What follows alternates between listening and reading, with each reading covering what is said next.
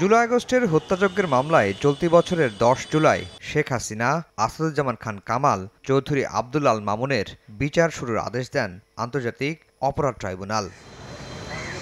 ৩ August শুরু হয় সাক্ষ্য গ্রহণ। ১৫ কার্যদিবসে এখন পর্যন্ত ৪৬ জনের সাক্ষ্য গ্রহণ শেষ হয়েছে। মঙ্গলবার এই মামলায় সাক্ষ্য দেন রাষ্ট্রপক্ষের তারকা সাক্ষী আমার দেশ পত্রিকার সম্পাদক মাহমুদুর রহমান।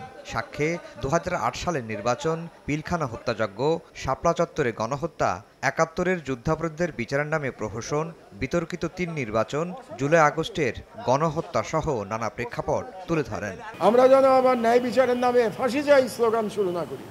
এই ফাঁসি চাই স্লোগানের মাধ্যমে বাংলাদেশে ফ্যাসিবাদের প্রতিষ্ঠা পেয়েছিল। আমরা যেন ওই ভুল না করি। আমরা যেন সকলে বলি যে আমরা ন্যায় বিচার চাই। জবানবন্দিতে মাহমুদুর রহমান বলেন, শেখ হাসিনা ফ্যাসিবাদী হয়ে ওঠার নেপথ্যে বড় ভূমিকা রাখে ভারত। এছাড়া জাতীয় পার্টি, ১৪ দলের নেতারা সহ বিভিন্ন পেশায় থেকে যারা ফ্যাসিবাদকে সহযোগিতা করেছেন তাদের নামও উল্লেখ করেন মাহমুদুর রহমান। ফ্যাসিবাদটা অটোমেটিক তৈরি হয় নাই।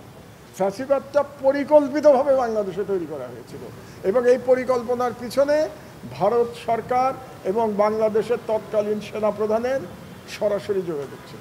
চিফ প্রসিকিউটর জানান, রাষ্ট্রপক্ষে আর ২ জন সাক্ষ্য দেবেন। এরপর শুরু হবে শেখ হাসিনার বিচারের শেষ ধাপ। আমরা আশা করছি আর ২-১ জন সাক্ষ্য প্রদান করার মাধ্যমে এই মামলার সাক্ষ্য গ্রহণ সমাপ্ত হবে এবং সাক্ষ্য গ্রহণ সমাপ্ত হলে বিচারের যে নিয়মতান্ত্রিক যে প্রক্রিয়া আছে সেই প্রক্রিয়ায় বিচারটি সমাপ্তির দিকে ধাবিত হবে। এদিন আশুলিয়ায় ৬ লাশ পোড়ানো এবং একজনকে হত্যার ঘটনায় প্রথম দিনের সাক্ষ্য গ্রহণ হয় ট্রাইব্যুনাল ২-এ। আফজাল হোসেন, সময় সংবাদ, ঢাকা।